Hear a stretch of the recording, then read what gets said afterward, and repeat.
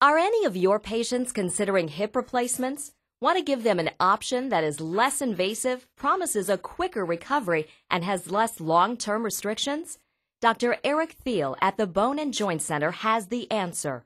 He is one of a small group of surgeons nationwide that perform anterior hip replacement surgery. Dr. Thiel, what is the anterior approach to hip replacement? The anterior hip replacement, or the anterior approach, you're doing the same procedure in that you're replacing the hips. You're doing a total hip replacement. It's just the approach to the hip joint is different. So there's approaches where you can go through the back, like the posterior approach. There's an anterior lateral approach, which is more from the side, and then there's the anterior approach. With the anterior approach, you're really splitting a muscle interval. So you're not cutting any muscles, you're splitting the muscle, and then that's getting you down to the hip joint itself. And that leads to some of the benefits of the procedure. You have typically less pain. Your recovery is typically quicker as well compared to the other approaches. What are the short and long-term benefits of the anterior approach?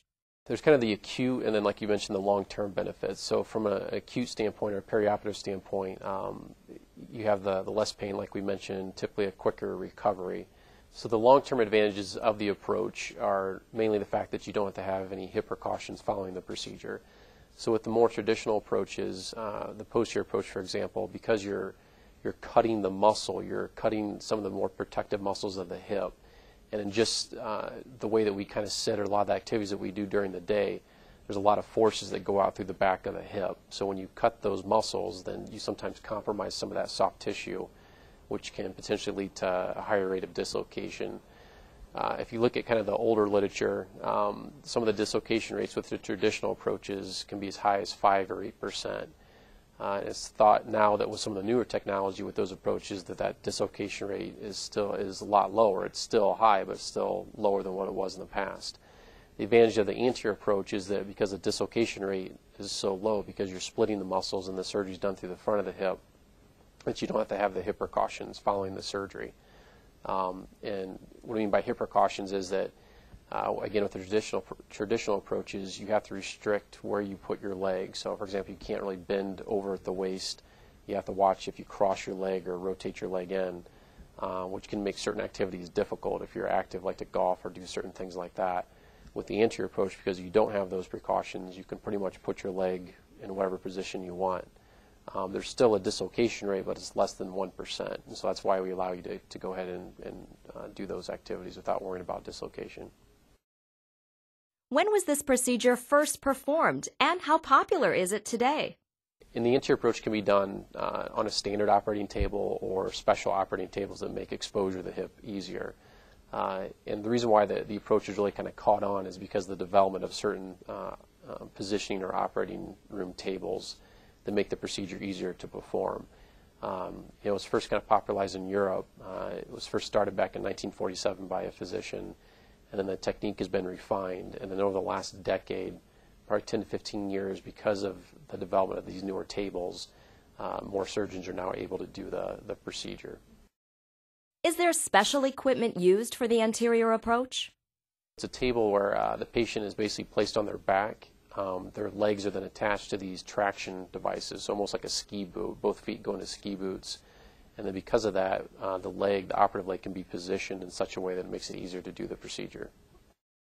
What are the characteristics that indicate a patient is a good candidate for the anterior approach? There are certain things that a physician will look for to see if a patient is a candidate for an anterior hip. One of them is just patient's x-ray findings. So if there's something on the patient's x-ray that suggests that the case may be particularly difficult, such as dysplasia, or if they have a vascular necrosis or something about the bony anatomy that's potentially going to make the procedure difficult, then that's not something I typically do through the anterior approach. It's just because the other approaches are more of a utilitarian approach. You can do many different things through the other approaches.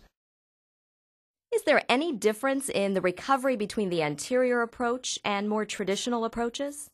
For the traditional approach, so the posterior approach or the anterior lateral, on average your hospital stay can be anywhere from 3 to 4 days. And when you compare that to the anterior approach, typically an average patient's hospital stay is around 2 days with the anterior approach.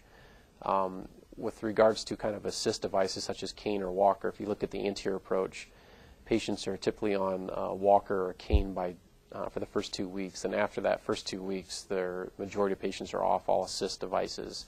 When you compare that to the traditional approaches, sometimes patients are on assist devices for 4 to 6 weeks following the surgery.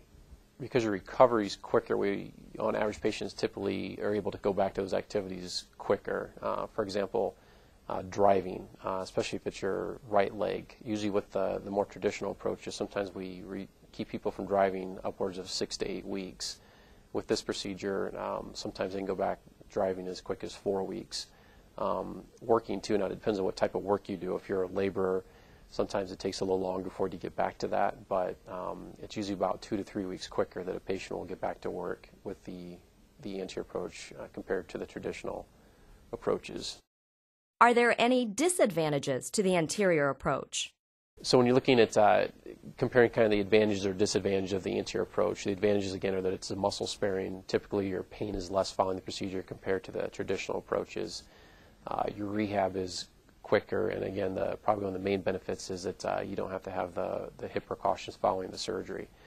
Those are all the patient benefits of it. When you look at the surgeon benefit, because when we're doing the procedure, the patient's laid on their back compared to the traditional approaches on their side, it allows me to take an intraoperative x-ray and kind of adjust the position of my components so that I can ensure that they're in the correct position and that the patient's leg lengths are exactly where I want them to be before I leave the OR.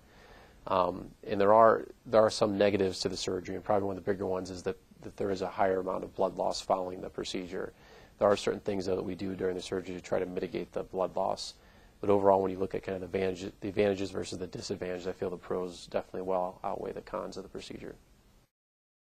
Why should patients choose you for their surgeon if they are considering the anterior approach? So one of the advantages I have is that I'm fellowship trained, so I spent an extra year of training outside of residency on knee and hip replacement, and part of that training was on the anterior hip replacement. It's a procedure that there's some nuances with it, and you need special training and time in order to perform the procedure. There's approximately 10% of surgeons, orthopedic surgeons in the country that are performing the procedure, so it's a fairly small percentage.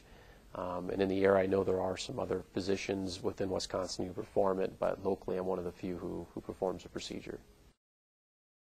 If you have any questions about anterior hip replacement surgery, call Dr. Thiel at 800-445-6442 or visit the Bone and Joint Center online at bonejoint.net.